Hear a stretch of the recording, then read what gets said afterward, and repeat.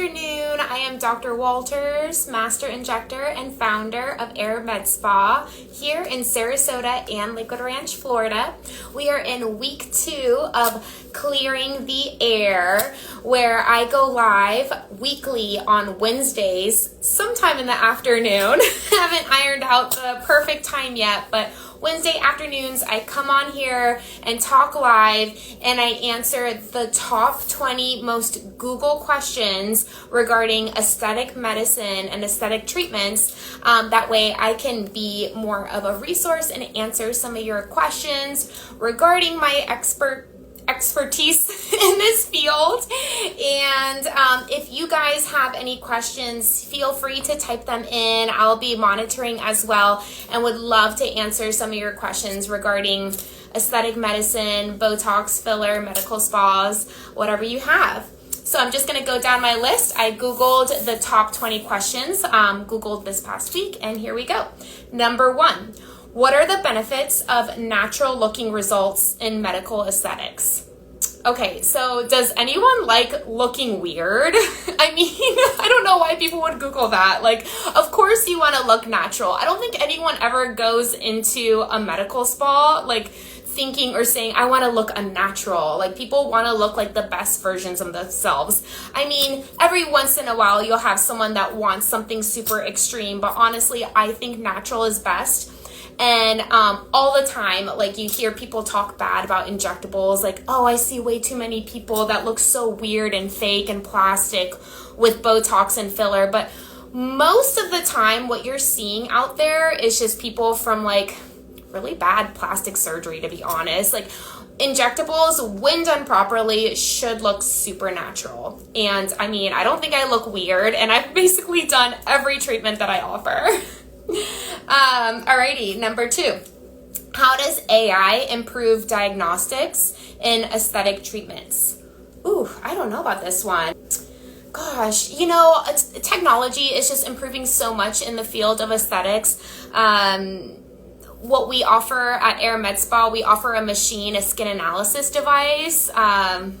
I don't know if you would categorize that as AI, but it is a machine that takes pictures of your skin, and it gives us a whole understanding of the overall health of your skin. It even gives us like a scoring of like the health of your skin, of like what age range it's at. So sometimes it's kind of fun to see like, oh, do I look younger or older than what I'm at? But yeah, could be an uncomfortable conversation from my end if someone looks way older than what they are. But it's a great starting point, a great way to look at the health of your skin. But it's a really cool device. We offer it with all of our get to know you consultations. I highly recommend it. That way we can really customize a plan that's best for you.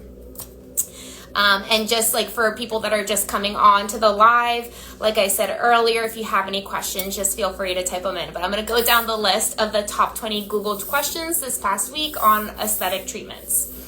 Number 3, what is the difference between traditional fillers and collagen stimulating injectables? I love this question because more and more I'm getting into collagen stimulating injectables. I just love how natural looking they are. I actually should just differentiate them, right? Before I go off topic.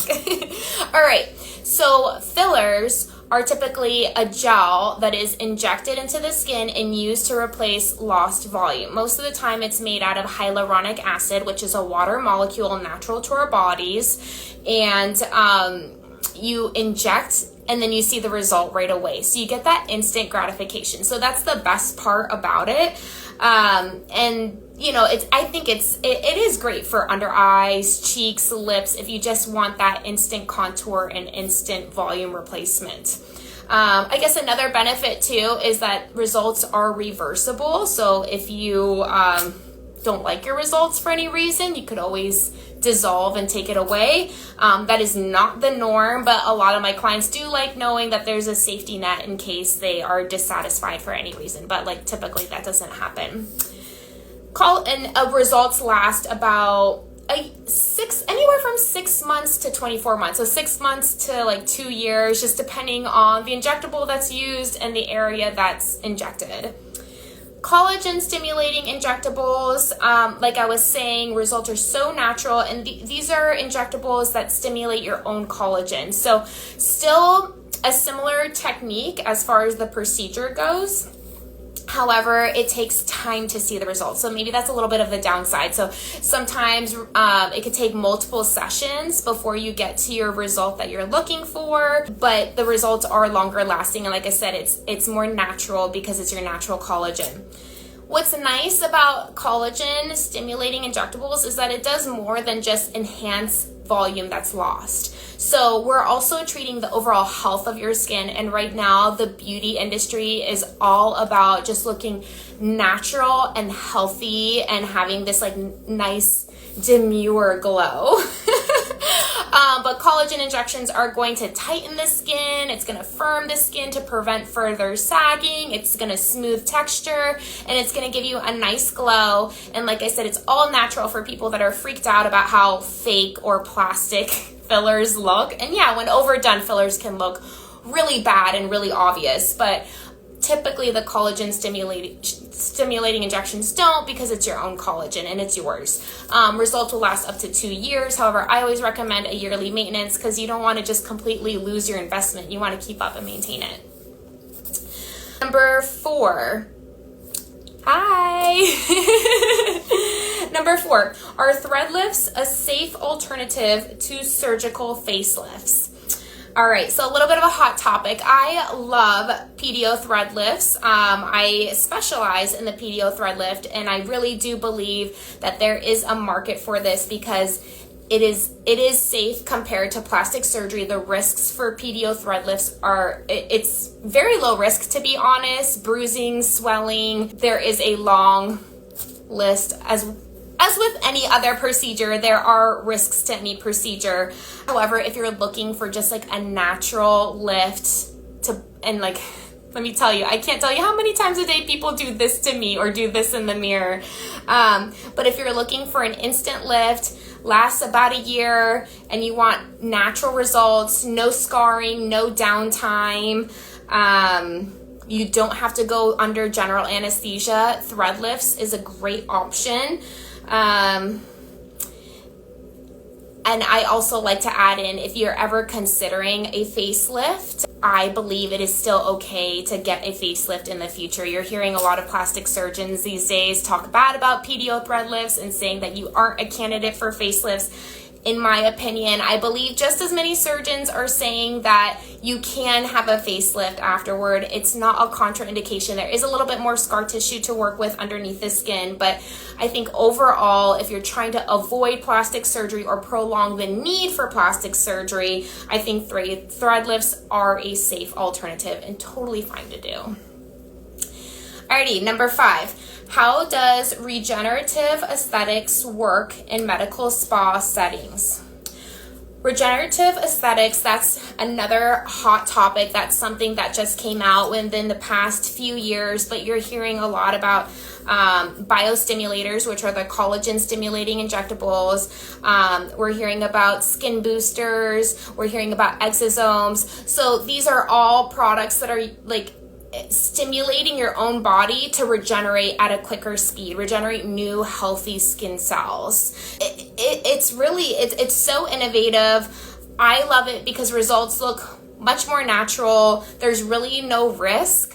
And I mean, I've been using I've been using skin boosters with all of our lasers and microneedling treatments for the past couple years, and it's really just enhanced our results and decreased healing time and decreased any kind of downtime with any of those procedures. So I am a huge fan and advocate for it. I think that's also a big differentiator between getting a microneedling treatment in a day spa versus a medical spa, because typically the medical spas, the microneedling will be at a more corrective and deeper depth. And also now it sounds like the industry standard is just a lot of these practices are including the regenerative medicine as far as like skin boosters or exosomes with their treatments. Alrighty, what are the latest trends in aesthetics? So regenerative medicine, I just kind of talked about that already, and I hate rambling, so and again, if you guys have any questions, just let me know. But healthy skin, healthy glow, minimal makeup. Those are all like the trends, and that's why collagen stimulating injections, skin boosters, any kind of enhancer, that's the way to go. Light and laser treatments, that's becoming way more popular too. A lot of people are seeing the need for just treating the health of their skin rather than just filling with filler. And we're finding like the more filler you have, it's not going to make you look younger or better. So it's about treating the health of your skin. Oh, okay, I have a question. What's the difference between a day spa and a medical spa? So I did talk about this question last week, but for the people that weren't here last week, day spas are... Let me talk about medical spa first. Medical spas usually treatments are offered by licensed professionals, such as licensed nurse practitioners, physician associates, physicians, licensed estheticians, overseen by one of those professionals. Typically, there is a medical director that's supervising. In the state of Florida, the medical director usually is a plastic surgeon or a dermatologist, and these services are going to be a little more corrective. And the medical spas offer treatments that are cleared by the FDA, so not only are they deemed safe, but also clinically proven to work and be effective. So it's more than just relaxation or feel good. We're actually diagnosing you, and yes, like aging skin laxity, that's a diagnosis for your skin. So we're coming up with a medical treatment plan to treat that and prevent it from happening in the future. So it's more than just let me like soothe your skin and massage you and rub this aloe-based cream on you, which is nice, but the medical spa treatments are really more for corrective purposes. And if you're looking to see results quickly, that's what I would do. But also, I'm not knocking day spas. I think day spas are nice too for relaxation facials, for doing your lashes and brows, and sometimes permanent makeup, other things. Alrighty, next question. Can minimally invasive body contouring replace liposuction? So I think there's a time and a place for body contouring at a medical spa versus liposuction. And clients will come into me all the time asking like, hey, can you inject some Kybella? Kybella is a medication that I use to dissolve fat cells. And it's meant for under the chin, but I will inject it off label, sometimes in the bra bulge or the back or love handles, sometimes the outer thighs. But like, hey, can you inject here, melt some of this fat? That's when you need to go in, make sure you're seeing a licensed provider, and we kind of base the decision off of experience and realistic expectations. So if I feel like I would just ask your provider. That's what comes down to it. Yes, minimally invasive treatments for body contouring do work, but there's a time and place for it. If there's a lot of tissue, then I typically refer for liposuction, or if it's just a small bulge and, we talk about the realistic expectations, we will move forward with that plan. Also with body contouring, I do a lot of PDO threads for skin tightening as well, which sometimes clients need, or laser for body tightening after liposuction. So I think ideally doing a little bit of both, or, just depends on what your goals are. Alrighty. Number 8. What are the most effective treatments for age spots in 2025? Alrighty, so when we're talking about age spots, what I'm thinking of, it's going to be directly related to sun exposure. So like the dark spots, hyperpigmentation. I personally like to start my clients with a chemical peel to do like a top layer exfoliation of the skin. And then treat with IPL, which is intense pulse light, or a BBL works too, the broadband light, and a fractional laser, and usually doing like a series of these treatments. will help bring out some of those melanocyte cells, some of the damaged skin cells underneath from the environmental triggers or from the sun. We see that a lot here in Florida, okay? Those are treatments, but let me tell you that at-home skincare is a treatment too, especially when you're using medical grade skincare. And as long as you're diligent every single day and every single night and going in routinely for these laser and light treatments, I feel like it's just consistency, you know. And for my Florida clients, I mean, living here in Florida, sometimes heat will exacerbate some of those age spots, sunspots. So that's why it's really important to stay consistent with your skincare, wear your sunscreen, wear your hat. It's just a mixture of everything. But yeah, I mean, I don't think, as far as I know, I don't think anything has changed for age spots and sunspots. There are other topicals as well, like hydroquinone. I do sometimes prescribe that for my clients, which is a skin lightener. However, I make sure that they're not going to overuse it because that long term could do more damage than good for your skin. Okay, I got another question. With all the med spas in my area, how do I choose the best med spa for me? Oh, okay, that's a great question. Okay, so if it were me, let's say I'm not an injector, I'm not in this field, my advice, or what I would personally do, the first thing I would do is I'd probably ask my friends and family members that look good, like, hey, where do you go? You look great. My second resource would probably be to go, these days social media is so huge, I'd probably go to their social media page or their website and going through their portfolio, looking at their before and afters. I say Instagram first because you get to, these days, really get to know the provider, learn about their philosophy, see if it's someone that you would like or trust. Honestly, it's like, okay, it's not that much different than picking like your hairstylist, right? You gotta know and like them and like make sure that they have your same like vision of beauty, because beauty is the eye to the eye of the beholder, right? So, I mean, for like over a decade of my life, I went to a hairdresser with long black hair because that's what I have and I wanted her hair. So,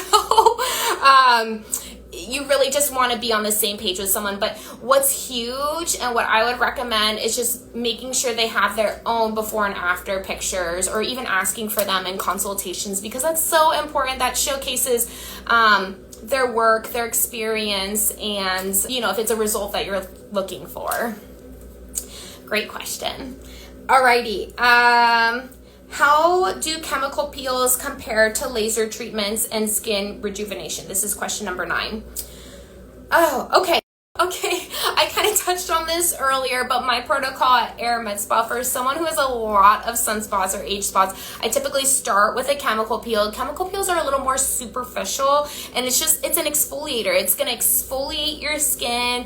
You're going to peel off that top layer of the skin, whereas laser and light treatments penetrate deeper into that second layer of the skin to help bring out some of those dark spots, the melanocyte cells. So there's a little more downtime, I guess. No, not really, because chemical peels, you're peeling for about 5 days, and laser and light treatments, you're supposed to, I recommend you avoid the sun for about a week. So similar downtime, but honestly, just a little, the laser and light is just a little more corrective, but basically, like, I feel like very similar.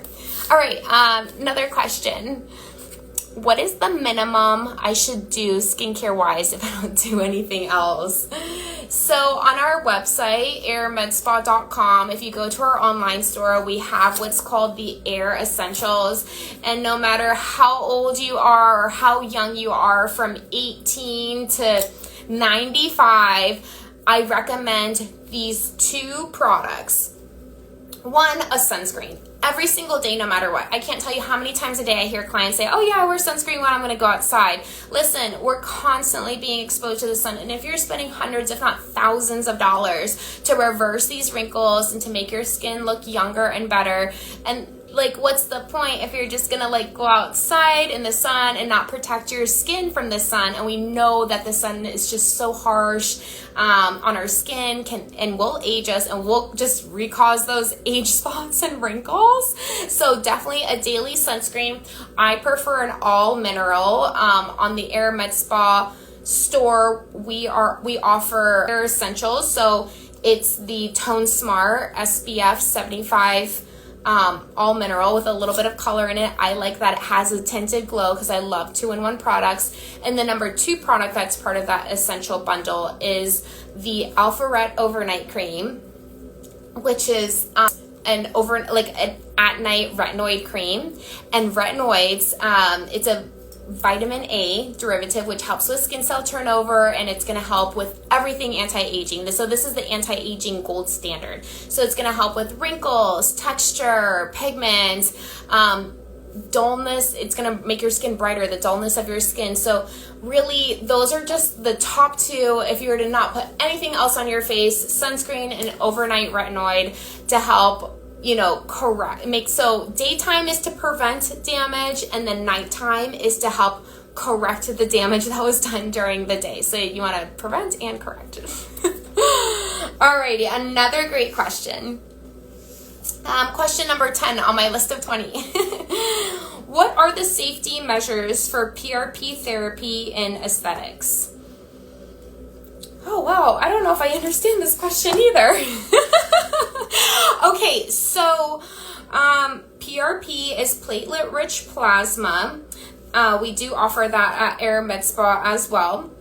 I guess I'll just talk about the procedure. I mean, it's a very low-risk procedure, and we were talking earlier about regenerative aesthetics, so this kind of falls into that category. So I'm just going to tell you what it is. PRP basically entails of a blood draw from your arm. So we draw blood, and then we use a machine that we have to kind of spin the platelets, and we separate the red blood cells from the plasma from your own body. That's your own growth factors, healing properties, and it's just going to really help, again, regenerate new skin cells at a faster rate. So PRP, I feel like, again, like maybe like 5, 6, 7 years ago, was so popular with, microneedling and lasers. And I know a lot of injectors actually were mixing PRP with fillers. I don't know, people are probably still doing that. I don't, but I know that's really popular as well in aesthetics. But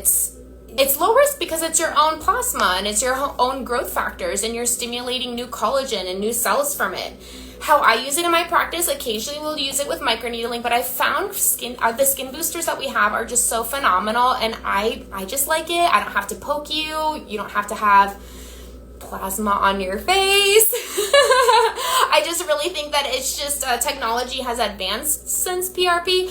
I will say that I still do inject PRP, especially for the under eyes, to help brighten the under eyes and help tighten the skin and help smooth the texture for under eyes. So that I will still offer. I do that instead of filler injections, sometimes for clients that aren't a good candidate for filler, or maybe that they've had a bad experience, or just that they're just not hollow, that they just need brighter under eyes. So PRP is a great treatment. It's low risk. Alrighty, number 11 on the list of 20. How does the demand for men's aesthetic procedures shape the industry?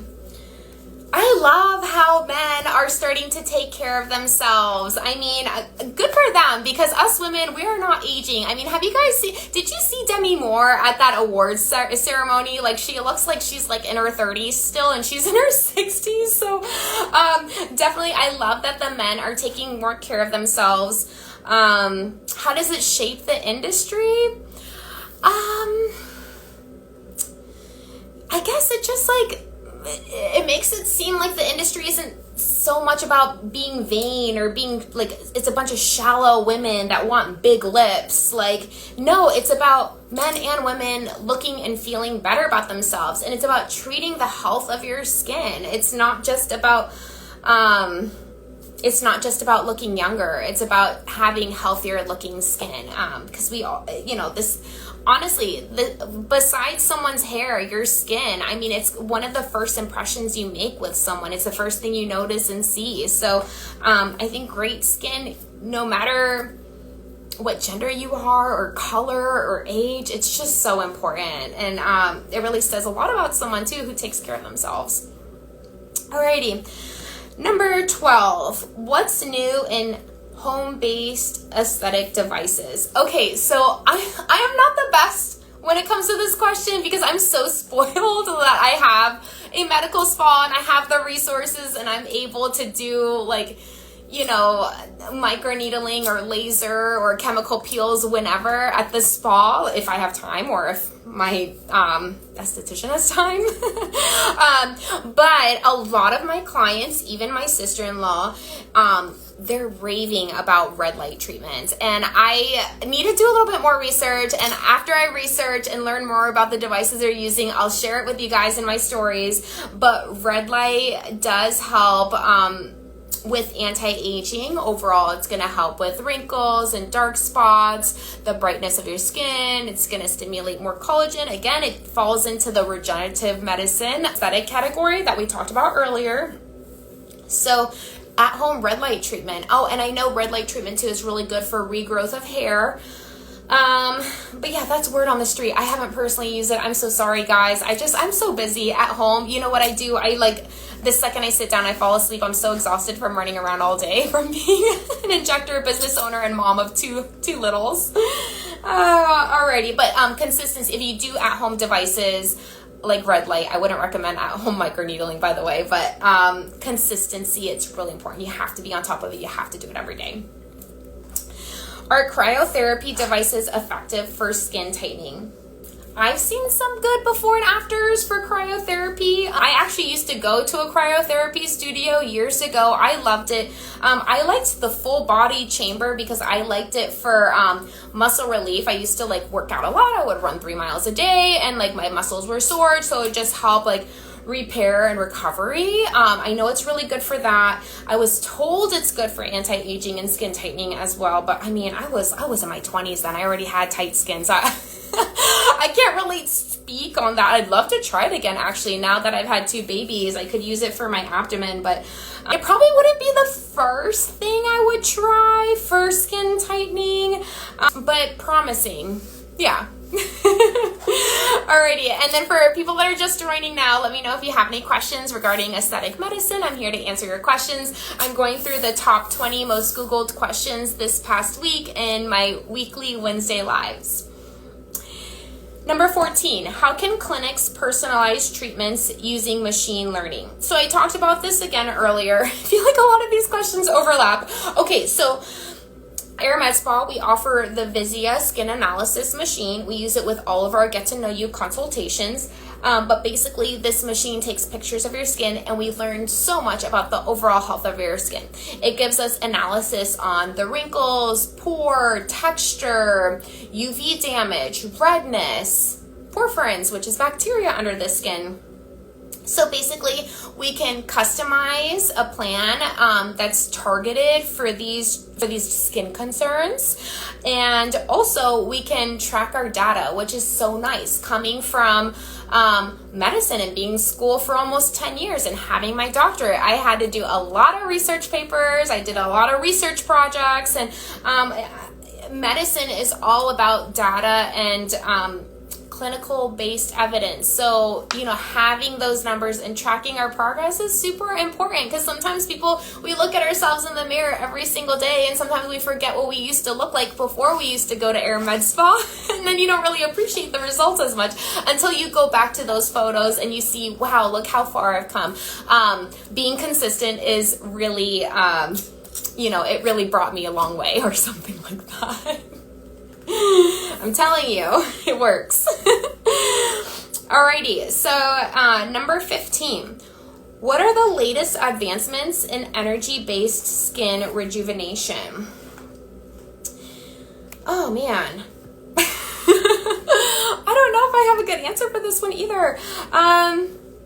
Lasers are becoming, they're in motion now. A lot of lasers are in motion and painless. So like our laser hair removal device at Aire Med Spa. We use the Soprano ice machine, which is so nice because the handpiece has a cooling tip, so like when you apply it to the skin, it's not like hot and burning your skin.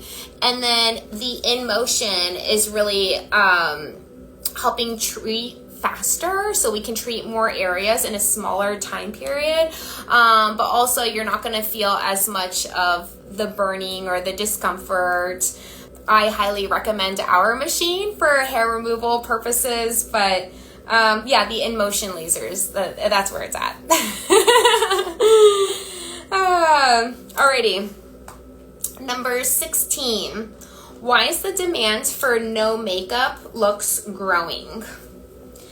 Like I said, it's like a beauty trend. I saw a really fun reel the other day about like popular looks in the decades. Like it was this man and woman. It was AI, right? And it was this man and woman of what they would look like in the 20s and then the 1920s, 1930s, 40s, 50s, 60s, you know, all the way to today. And I think it's just kind of like how clothing and music is like a trend. I think beauty is kind of like that too. Even like our hairstyles has completely changed throughout the decades. So right now it is about having healthy skin, minimal makeup, having glowing skin, and looking natural. And I'm here for it. I'm all about it. I really do love and prefer a natural look. As an injector, I strive to have to just enhance your natural beauty. I'm not here to make you look like anyone else. If you wanted a drastic difference, or if I feel like that's my client's goal, honestly, I would refer them to a plastic surgeon, because of, you know, a facelift or more drastic procedures, that's gonna change you more. But the services we offer at Aire Med Spa, it's based on natural. And minimal downtime and minimal discomfort. But yes, no makeup look for sure. Alrighty, I am almost done with the top 20 questions Googled in this past week. If you guys have any questions, please just let me know, type it in. But I'm going through the top 20 most Googled questions in aesthetic medicine. Alrighty, what are the pros and cons of a non-surgical rhinoplasty? So a non-surgical rhinoplasty is basically a filler I'm actually like a really good candidate for this, you guys, because like I have this natural like hump with my profile, so it would be like filler injected right at the top here to kind of like straighten out and smooth that curvature. Or for people that have like a curved nose, like I don't know, I have like one client that got elbowed like while playing basketball. How mean. But sometimes we'll do a little bit of filler just to kind of like straighten out her nose so it doesn't look as curved. So the benefit is that very minimal downtime. I mean, you might have like bruising and swelling after the injectable. And yeah, that's it. Like minimal pain, minimal downtime. I've never had a nose job, obviously, but from what I hear, it really hurts and the recovery is pretty long. I think both. There's some risk for injectable and surgical rhinoplasty, so just make sure you're going to an injector that's really experienced with doing the injectable rhinoplasties, because there's a lot of important blood vessels around the nose, around the eyes. You just don't want to cause an occlusion in that area. So, and probably the downside with the injectable rhinoplasty is that it doesn't last as long as surgical. It lasts about a year. However, we are finding out today that fillers are lasting way longer than what manufacturers have originally said. And I just think it's because realistically, aesthetic medicine, like it's still so new and we're still finding out so much. I mean, Botox has been around for like 21 or 22 years. So we're finding out a lot of information and doing a lot more studies, but filler lasts about a year, but sometimes could be longer, especially in areas of non-motion like the nose. Alrighty, number 18. How does the global market for customized skincare impact med spas?